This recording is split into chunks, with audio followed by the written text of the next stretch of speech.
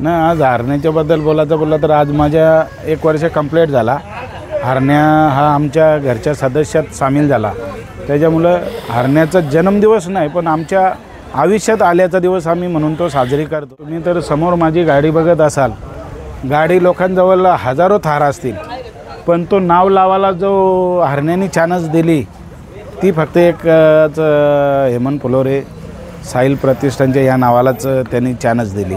आणि दुसरा तुम्ही बघत असाल तर बाईक झाल्या, ट्रॉफ्या झाल्या, पैसे झाले, दिले भरपूर काही, पण मी कोणाची वायदी घेऊन आणि कोणाच्या वायदीने पालाला गेलेलं नाही, त्याच्या मला कोणीच बोलू शकत नाही। आणि त्याच बक्षिसांवरती मी खुश आहे आणि त्याच बक्षिसी मला अजून पण चालूच आहे। घरनिकीलाच त्यांच्याच होमपिचवर जाऊन घरनिकीचा राजा आणि वापस हरण्या यांनी वापस 1 नंबर केला आणि एक गुलालासाठी आम्ही थोडा वंचित राहिलो फ्लॅटच्या। तो असा झाला की विषय असा होता की पंढरी शेठनी समजाची जरी नांगराची पण बैल आणली या बैलगाडीची पण जरी आणली तर त्याच्याशी लोक खेळायला उत्सुकता, कारण कुठंतरी त्याच्या नावाच्या मुलं म्हणजे लोकांना असं वाटायचं की आम्ही पंढरी फडकेशी खेळलो आणि पंढरी फडकेला जर हरवला तर तो म्हणजे मुंबईचा टॉप 1 नाही, अख्ख्या महाराष्ट्रातला टॉप 1 माणूस समजत होता। म्हणजे एवढी मोठी त्याची पण कारकीर्द होती, त्याला पण जनसमुदाय एवढा मोठा आणि त्याचे एवढे फॅन होते का अक्षरशः आम्ही ते कार्यक्रमाला त्यांच्या बघितलं, कारण मी अक्षरशः अख्खा दिवस त्या मण्याचा लाईव्हमध्ये त्याचं ते दहाव्याचा आणि तो कार्यक्रम बघितला। पण तशी पब्लिक दुसऱ्या कोणत्या याला तयार होईल असं तरी मला तरी वाटत नाही। दादा कधी दिसेल आम्हाला आम्ही यूट्यूबर्स लोकांना हरण्या मुंबईमध्ये?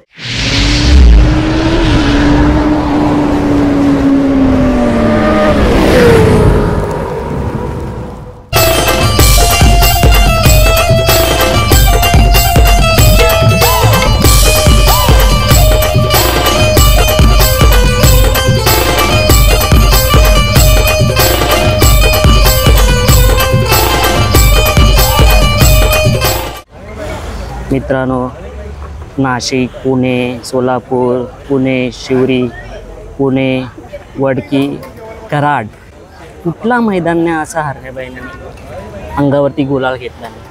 एकमेव बैल असा आहे ना मित्रांनो, मी जेव्हा अड्ड्यामध्ये जातो ना तेव्हा मी हरण्याची मुलाखत घेत असतो, पण मी हरण्याला ना प्रत्यक्षात शर्यतीमध्ये पळताना अड्ड्यामध्ये नाही बघितलं, पण जेव्हा घाटावरती शर्यत होते ना, जेव्हा मी शर्यत बघत असतो ना यूट्यूबवरती, त्या हरण्यावरचा पळ असा आहे ना, म्हणजे आपल्या गाडीला 120 रेस केला ना, जसा स्पीडने पळतो ना त्याच्याहून तुफान वेग आहे त्या हरण्याला, एवढा धावतो की तो दिसून नाही कधी तो सूत तोडतो। तर अशा स्पीड किंग हरण्याचा आज वाढदिवस आहे आणि दादासुद्धा आपल्या समोर आहे। दादा काय बोलायला आज हरण्या बैलाबद्दल? ना आज हरण्याच्याबद्दल बोलायचं बोललं तर आज माझ्या 1 वर्ष कंप्लीट झाला। हरण्या हा आमच्या घरच्या सदस्यात सामील झाला। त्याच्यामुळं हरण्याचा जन्मदिवस नाही पण आमच्या आयुष्यात आल्याचा दिवस आम्ही म्हणून तो साजरी करतो, वाढदिवस म्हणून साजरी केला। दादा स्पीड किंग बोलला तरी चालेल हरण्याला, तर कधी तो सुटतो आणि कधी सूत तोडून जातो काय माहितीच पडत नाही। हो 100%, कारण त्याची गतीच आता काहीतरी वेगळी आहे। पूर्वीची गती वेगळी होती, जेव्हा घोड्यात पालायचा त्यावेळेस कुठंतरी एवढा प्रेशर लावून पालायचा की त्या दुसऱ्या बैलाला पालायला चान्स नाही, म्हणून कुठंतरी तो बॅग फुटलाचा चालला होता, म्हणजे 1-3-4 मैदानच गेला। पण ज्यावेळेस त्याला साताऱ्याची सवय लागली तसा तो आता कुठेही मस्ती नाही, काय नाही। आणि एक विशेष म्हणजे असा की आम्ही जरी खेळायला घेऊन गेलो तर कधी त्याला काठीसुद्धा मारून देत नाही, कारण लोक काही गरम करण्यासाठी काठी मारतात, काहीतरी करतात, पण मी त्या गोष्टीला माझा विरोध आहे। कारण मी त्याला जर मुलासारखा पाळतो तर त्याला मी कोणत्याही प्रकारचं त्याला काठी कोणती या मारून देत नाही। ठीक आहे, हाताने कुठेशी तरी त्याला थाप मार आणि पालाला इच्छुक कर असं मी फक्त ड्रायव्हरला बोलतो, पण काठी आणि लाठी गरम करण्यासाठी कोणताही द्रव पादत नाही, कोणता काही नाही, आणि म्हणून हरण्या जीव लावून पालातो। दादा सेवागिरी पुसेगाव मैदान जो तिथे हिंदी केसरी मैदान, तिथे गुलाल घेणं म्हणजे ना दिवाळी आणि वर्षभर तो गुलाल करतो। मी फक्त ऐकून होतो आणि मी प्रत्यक्षात तिथे होतो, पण ते खरं ठरलं दादा। जसा त्यांनी पुसेगावचा गुलाल घेतलाय तो विजयाचा गुलाल घेतच आलाय, हिंद केसरी मैदान जिंकतच आलेलं, काय बोला? हो, मला पण भरपूर लोक बोलली ती की जिथे ज्याचा पुसेगावचा गुलाल ज्याचा झाला त्याची दसरा दिवाळीच झाली समजाची, की तो तुम्हाला नेहमी गुलालात राहील। नाही तर मग जर गुलाल जर तुटला त्याचा तर तो कायमचा जर गुलाल तुटतो अशी ती तशी एक कहावत आहे। पण हरण्याने गुलाल लावून ठेवला ना, आज पण लावून ठेवलेला आहे आणि गुलाल हरण्याचा सतत चालू आहे। आज हरण्या जसं तुमच्या दावणीला आला थार, 6 टू व्हीलर, ढाली, बक्षिसे खूप सारे आता आपण बघितले, हे मिळून दिले. हे म्हणजे ना ना भूतो ना भविष्य कधी तुम्ही विसरणार ना, विसरू शकत ना, तुमच्या हृदयातून कधी पुसणार आहे. त्याच्याबद्दल काय बोला? नाही, आता तुम्ही तर समोर माझी गाडी बघत असाल, गाडी लोकांजवळ हजारो थार असतील, पण तो नाव लावायला जो हरण्यानी चानस दिली ती फक्त एक हेमंत फुलोरे साहिल प्रतिष्ठानच्या या नावालाच त्यांनी चानस दिली. आणि दुसरं तुम्ही बघत असाल तर बाईक झाल्या, ट्रॉफ्या झाल्या, पैसे झाले, दिले भरपूर काही, पण मी कोणाची वायदी घेऊन आणि कोणाच्या वायदीने पालाला गेलेलं नाही, त्याच्या मला कोणीच बोलू शकत नाही. आणि त्याच बक्षिसांवरती मी खुश आहे आणि त्याच बक्षिसी मला अजून पण चालूच आहेत. दादा, तात्या मांगडे यांचा सुंदर, जो खरा हरण्याची वलद झाली महान भारत केसरी, तिथून जो चर्चेत आला बैल, तो अजूनही चर्चा त्याची थांबली नाही. त्याच्यानंतर दादा, घरणिकीचा राजा, 5 शर्यती 5 मैदान जिंकला, त्यातून 4 गुलाल त्यांनी घेतले या जोडीने, A1 जोडीने. 1 गुलाल नाही भेटला दादा, काय म्हणजे असं? नाही बघा, घरणिकीच्या राजाचा पहिला गुलाल होता मायनीचा, तिथं आम्ही पहिल्यांदा पेरा करून गेलो तेव्हा 1 नंबरचाच गुलाल घेतला. दुसरा पैरा हिंदकेसरी पुशेगावचा झाला. तिसरा पैरा निमसोडचा झाला, पण कुठेशीन तरी एक 5-6 फुटावरती गाडी लॉबी झाली, पण 1 नंबरच केला, पण गाडी राजावरती लॉबी झाली, पण आम्हाला तो 1 नंबरच घोषित केला सगळ्या गोष्टी, आणि आम्ही तो 1 गुलाल घेतला. आणि आता त्या दिवशी याला घरणिकीलाच त्यांच्याच होमपिचवर जाऊन घरणिकीचा राजा आणि वापस हारण्या यांनी वापस 1 नंबर केला. आणि 1 गुलालासाठी आम्ही थोडा वंचित राहिलो फ्लॅटच्या. तो असा झाला की राजावरती जास्त प्रेशर होता, कुठेतरी त्याची शूटिंग चालू होती, जास्त प्रमाणात त्याची प्रवास होता, त्याच्यामुळं कुठेशीन तरी तो त्या दिवसाला कमी पळाला आणि आम्ही त्या मैदानापासून वंचित राहिलो. ज्या बैलांनी आमची सेमीला गाडी मारली त्यांनी ती फायनल घेतली. म्हणजे त्यांनाही एवढा ठाऊक होता की हरण्याला राजाला जर आपण आज समजा सेमीतून जर बाहेर काढू शकतो तर फायनलचा मानकर आपणच बनवू शकतो, आणि त्याच पद्धतीत ते बनले. त्यांनाही आम्ही शुभेच्छा दिल्या आणि त्या मैदानापासून फक्त एक कुठंतरी राजा प्रेशरमध्ये असल्यामुळे तो मैदान आमच्या हातातून गेला. दादा, आता तुम्ही आधी पण मुलाखतीत सांगितलं आहे तुमचासुद्धा व्यवसाय आहे, लॉजिंगपासून भरपूर काही गोष्टी व्यवसाय आहेत तुमचा, पण खरा नाव जो तुमचा रूपाला आला गावोगावी हरण्या बैलामुळे, मग बैलगाडा मालकाचं हे नाव आपला बैल करतो. तसे असे नामांकित मी व्यक्तींचं नाव घेणार दादा आता 2-3. एक जो कधी कोणी विसरू शकत नाही, दिल खुलासा राजा माणूस, आपले पंढरीशेठ फडके दादा. मी यासाठी हा विषय घेतो, कधी हरण्याची एवढी कारकिर्दी आहे ज्या स्पीडच्या जोरावरती त्यांनी केली आहे, मग कधी पंढरीशेठ दादांचा तुम्हाला फोन किंवा हरण्याला भेटायला कधी असं काय झालंय? नाही, फोनचा नाही, कारण विषय असा झाला की ज्या वेळेस आपल्या हरण्या आला त्यावेळेस फडके पण काही कारणास्तव थोडेसे बैलगाडी क्षेत्रातून लांबच होते. आणि बैलगाडी क्षेत्रातला विषय असा होता की पंढरी शेठनी समजाची जरी नांगराची पण बैल आणली या बैलगाडीची पण जरी आणली तर त्याच्याशी लोक खेळायला उत्सुकता, कारण कुठंतरी त्याच्या नावाच्या मुलं, म्हणजे लोकांना असं वाटायचं की आम्ही पंढरी फडकेशी खेळलो, आणि पंढरी फडकेला जर हरवला तर तो म्हणजे मुंबईचा टॉप 1 नाही, अख्ख्या महाराष्ट्रातला टॉप 1 माणूस समजत होता. म्हणजे एवढी मोठी त्याची पण कारकीर्द होती आणि त्याच्यामुळं त्याच्याशी खेळायला लोकांची, कारण त्याच्या खेळल्याच्या नंतर कुठेतरी बैल नावारूपाला याचा. कारण अशी आमची पण परिस्थिती, आम्ही पण भरपूर खेळलो. मी त्यांच्याशी बाल्यावरती पण खेळलो, मी भिवशावरती खेळलो, चॉकलेटवरती खेळलो. तुम्हाला मागाशी बोललो मुलाखतमध्ये की मी 3 फुटांनी मार खाला.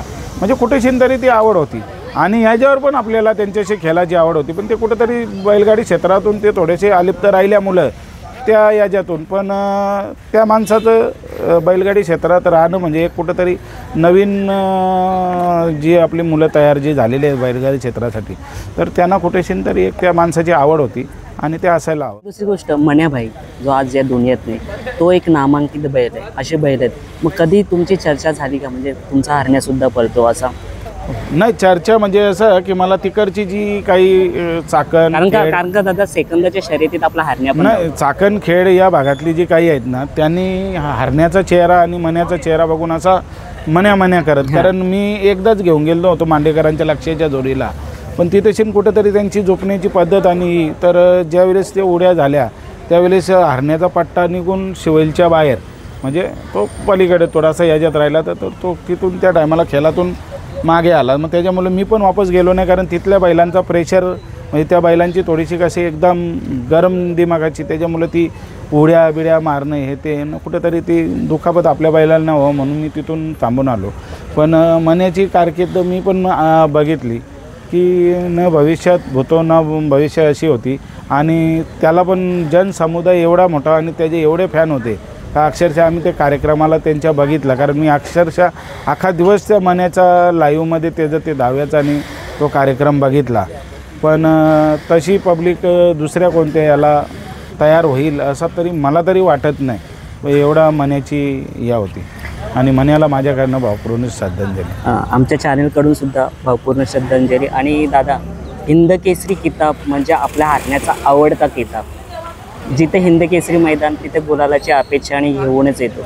आता मी हा विषय यासाठी चढतो, कोरेगावला सुद्धा हिंद केसरी मैदान होणार आहे, तर त्याचं नियोजन कसं असणार आहे? आणि जर तुम्हाला पैरा सांगता येत असेल तर सांगावे, नाही तर नाही. पैरा तुम्हाला मी 100% ओपन करेन. पैरा काय मी दाखवणार नाही. पण विषय असा आहे की आता गरमीची सीझन चालू आहे. आता तुम्ही तापमान बघत असाल, पुशेगाव आपला कोरेगावच्या मैदानाचे पैरे आतापासून लोकांचे चालू झालेले आहेत.